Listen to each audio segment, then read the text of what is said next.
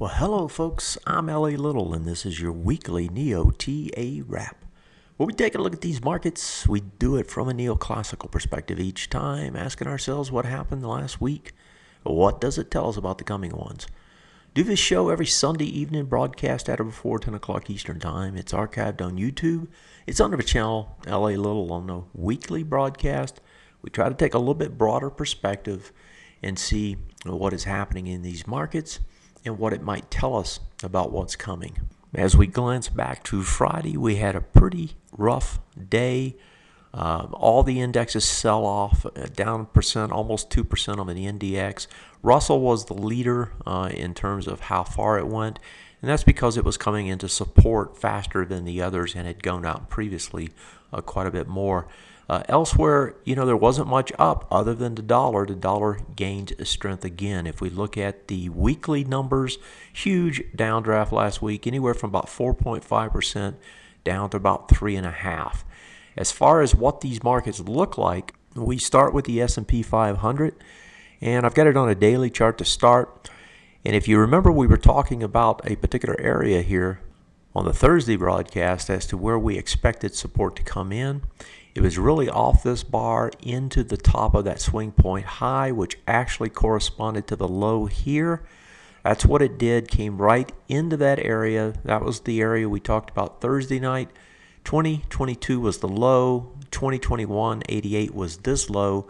You come into it, you're doing about, it's the same amount of volume, slightly less, but a lot less volume than you came down last time. And so that's the S&P 500 on the daily time frame. If we shift it over, take a look at the weekly time frame, you can see the big drop off the top, right? Escalation of volume's just not there. And if you take and you draw from the bottom straight up, and we've talked about before that this is just not a sustainable type of move, that we would get a retrace, and finally we are. You can see it's coming right back in to this high, right, off that first bounce. That's where you would expect some sort of a bounce to try and emanate from again. As a matter of fact, if you want to draw it out in terms of where it could go, if it continues, it would be off the high of that big first bounce bar on the weekly. So there's an area in here that ranges from the top of this bar is about it's about 1993 actually, and to the top of this bar, which is 2020. So anywhere in that area, it closed at 2023. That's the S&P 500, and we're probably going to see a little bit more pressure tomorrow as a result of that terrible incident Friday night in Paris, where ISIS has decided that they were going to strike again. 3 strikes in roughly 3 days, proving that they are a force to be reckoned with. And, as bloody and ruthless as they are out there, and they're trying to strike terror into hearts of innocents all around the world. And so that incident, I'm sure, will put some pressure on the markets in the morning. We've already got some pressure this evening in the futures markets, but it's rather subdued when you consider, the kind of pressure we've seen before on incidents like this. And what has happened before is you get a one-day spate of selling, and then the buyers come in. So, I would not expect this in the markets to manifest itself in a larger way this time around. Of course, the French market is the one that's going to get hit the hardest off this news. If we move over to the weakest index, which was the Russell, again, Thursday we talked about the bottom of this bar being the target. It was right here. That was after we got the spate of selling that took place and got us into this bar on Thursday. Well, actually on Wednesday we were talking about that we might get into that, and then Thursday we did, and then of course Thursday night I was telling you the bottom of that bar, that's exactly where it goes to. Trades to it, has less volume, so you've got less volume on the push. It actually did the test, held. That on a daily basis suggests that it's going to try to turn around and run back the other way. Now if you look at it on a weekly time frame, you've kind of got, in most of these markets, you've kind of got 3 zones that have been created. And each of those zones, a little bit different on all of them, but there's something roughly like this. You can see this one's right in here testing the critical zone. If it gets into it and stays into it, in other words, the lower zone, then it can, of course, seek the other side, and the other side being the swing point low. But it's at a critical point on the Russell itself. And if we move over to the strongest indexes, those strongest indexes are seeing a selling come back as well. I've got the Nasdaq up. Now the Nasdaq is doing a bullish retest, regenerate off this prior swing point high, the breakout, that gap area that was on that trifecta earnings. Remember, all these index we talked about last week had set up the potential and then the actual ABCD structure to the downside. They've completed that, more than completed it in all the cases, and they're heading back into that area.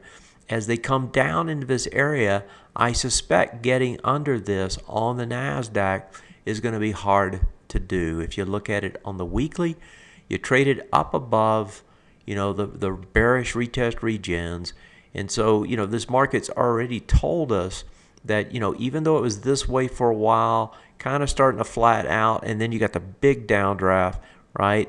And then the unsustainable push, now the retrace. Question is how deep does the retrace go? Do they barrel this thing all the way back down to the lows, or does it stop somewhere above that? Now, if you think about what could happen, just like we were thinking about we could get that ABCD structure down on the daily, you could consider a case where this thing actually holds and goes back up and uses this retrace to kind of regenerate and push itself back towards the highs and maybe potentially take out those highs. It's at a critical point now. There's support here. There's support again back in this area. This is kind of the spot. And if you look back at that daily chart, right, the daily chart says it should be right into here off of this highs low, which is 48.80. That's about 35, 40 points down from where we're at. NDX, strongest of the indexes, barely closed the gap, not even back to the swing point high yet. Rollover, yes. Selling, yes. A little escalation in volume. But again, in all these cases, folks, you've had a huge push, right? I mean, if you just go back and look at the push and now the retrace, that is not abnormal, right? You can't expect these kinds of pushes to continue indefinitely. Eventually you're going to get a retrace. You're going to come back to some area of support. In this case, it's from here back to the gap area, right? That's where it's at. Can it get up underneath there? Sure, it's possible. I mean, the support on the TA today charts come in just a little bit lower. But is it going to get there? Well, that's a different question, right? It's, it's in my mind, certainly we've seen enough volatility to lead one to believe it could go deeper. Will it go deeper or not? That really will answer the question of just how strong the market is. And we'll probably see that as soon as tomorrow. Looking it on the weekly, you can see it's just coming back into the big bar down. Support zone's a little bit farther down from about 44.56 down to 44.10, sitting at 45. So another 40, 50 points here. You take the NDX, you take the Nasdaq, those two could come back into their support zones. Russell already there. Russell would break lower if, in fact, we get a big push down tomorrow. As I said, off that Parisian news, we may get some pressure, but I do expect they'll probably come in and buy it. If we look overseas to see what's happening there, and we'll start with Europe. Europe, of course, going to be under some pressure tomorrow, more so than most others. Swing point high is here. That would be a bullish retest regenerate from the high and the low of that prior swing point high. Broke it out here, more than 6 bars. When you come back more than 6 bars, it's almost always an automatic buy to try to regenerate back to the top side. I would expect this one to be no different, and I would expect with what has happened now in Europe, you're probably going to see that take place on this time frame. If you look at it in a little longer perspective, Europe also, like the U.S., had done the same thing in that they had a swing point low, got underneath it, right? Tried to bearishly retest and regen, but was unable, got over it, stayed over it. Now they're coming back into it. That scenario, right, that kind of a push says that this no longer is probably the case. It's more likely this. And so, yes, that's a range, and that range could be fairly large, right? But as far as which direction are you going now, it's not down at this point. It's more sideways, and you have to expect that any kind of a retrace eventually will find some buyers and keep you in that sideways type range. Now, CACs in France is going to be hit the hardest tomorrow, given where the tax were. 47.33 is that high. 4,800. It can easily make it back into this bar. Again, that's going to be a bullish retest, regenerate. And again, more than 6 bars should be bought into this area. So that's where I would expect it to try to trade to, and I would expect it to try to bounce right back out of. When I come back, we'll look at some of the other countries and then the OX markets where we're having a lot of activity. I'll be right back. If you are serious about trading, TA Today's Tools is the perfect service to help you reach your trading goals. Go to our homepage and click Use Our Tools. Here you will find an overview of this amazing service we offer to our clients. One of the tools you will have access to is the TA Today charts.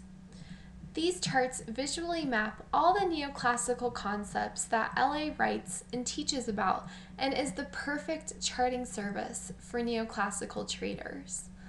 Learn the trend of a stock you're interested in and see this stock on all 3 time frames.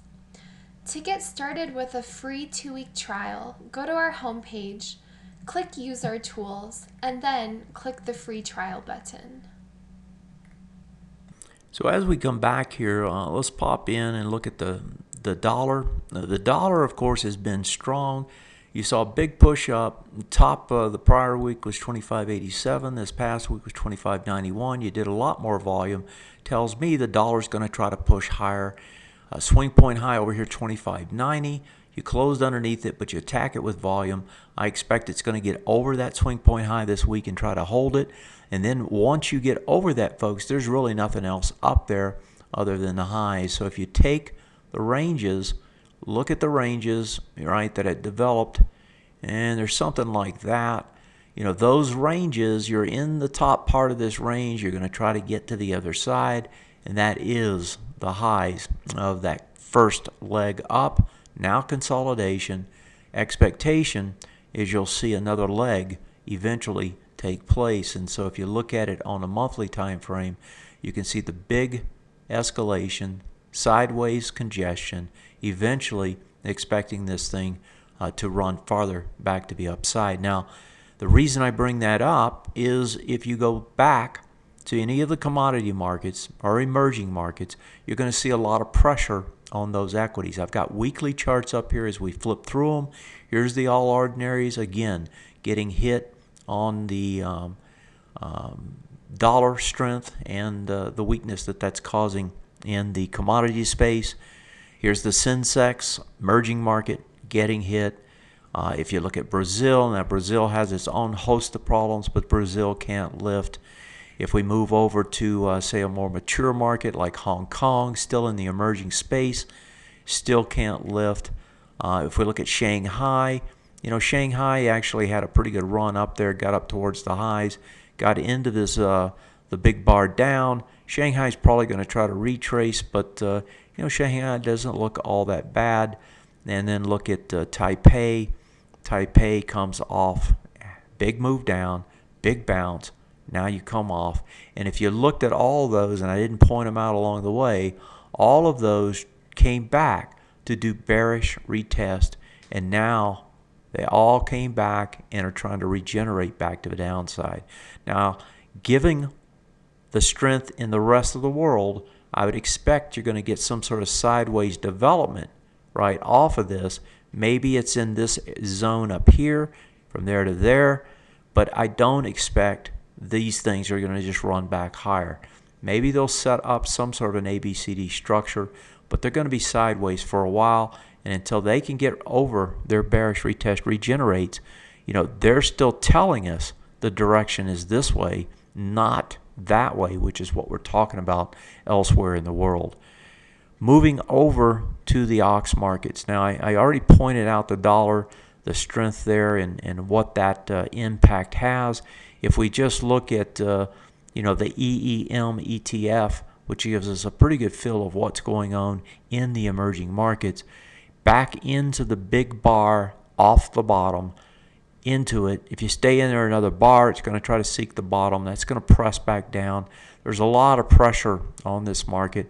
This market was unable to even get to the bearish retest regenerate zone's bottom. A little bit up there, farther up, unable to get there. So you get a bounce, ABCD structure, right? Can't fulfill it. Now you get to press back down. Question is how far is it going to retrace? And with a strong dollar, if that dollar does continue to find strength, I suspect it's going to be a difficult trip back to the upside, and more likely more downside to come. Here's the weekly on the euro. The euro actually got under back over. That says this thing can stall here for a while. That 105.03 was the number. It closes at 34, does a little bit less volume. A pretty close call. Again, I discount the ETF volume, but it's the best thing we have. So that right now, the way it reads is that we could get some more sideways movement on the FXE itself. If we look at the an interesting setup in gold, gold, a commodity, of course, being hurt by the strong dollar, but gold finally comes down and tests that high volume low that was out there. So you had this low. You test under it, you can see it got just underneath it here. You test under it, volumes, no comparison. You did 50 million back there, and you do 20 and a half here. So less than 2 times the volume on the test, under, back over, after an extended move. Gold's going to try to bounce and should try to bounce right away. And that would probably also parlay over to the silver market. If you look at silver, it didn't actually test the low, just got down into that area.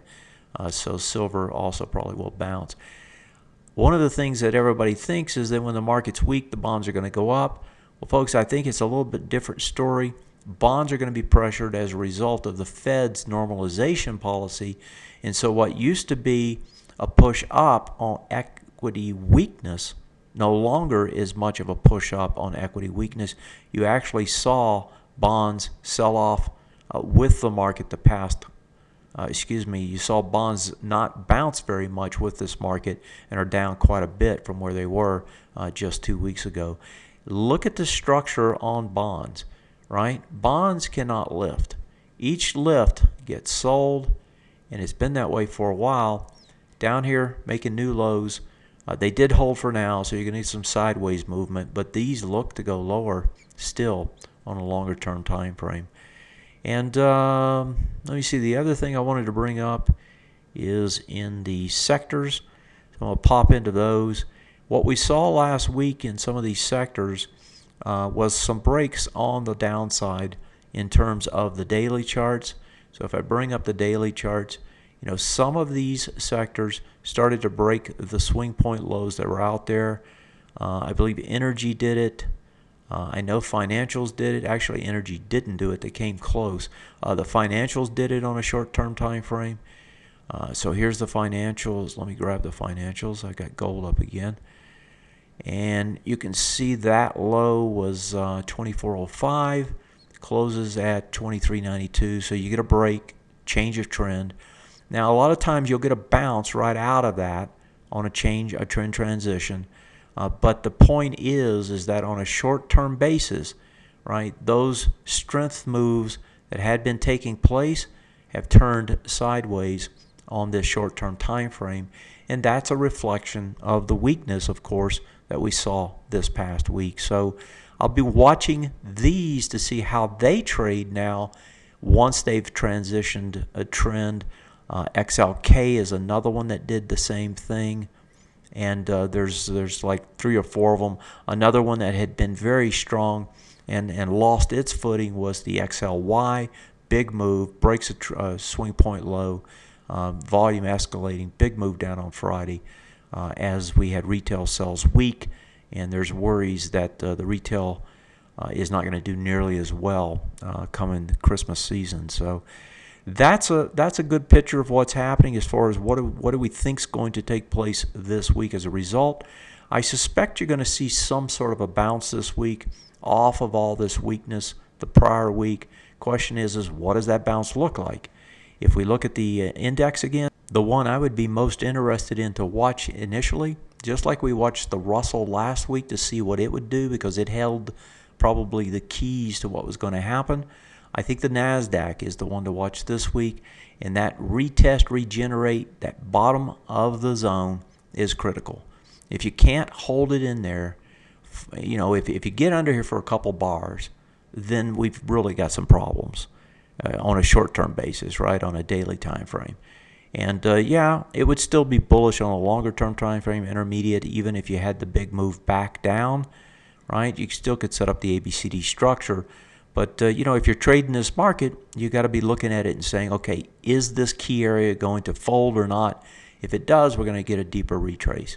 If it doesn't, well, then we're going to get some sort of a bounce, and that bounce is something we can measure against, because what you should be looking at on that bounce, first, can it get back over the swing point high? Second, can it get back over the top of that gap area and start to encroach back up here into this range? If it does, volume expands on that move, right, then that's telling you that that strength that you would expect to come in after a big, strong move to the top side, that strength is going to come back in if you see those kind of behaviors, volume expansion, price escalation. We'll see if it folds out that way this week. I suspect actually, this week it's going to be more of a sideways, kind of a small, bounce up like that. And then the week after will probably be the critical one in terms of, direction, up or down. That's it for tonight, folks. Thanks for joining me as always. Tell a friend, tell two. I'm LA. This is and was your weekly NeoTA Wrap. Have a great night. And our thoughts are with all of our Parisian friends. And until next time, take care.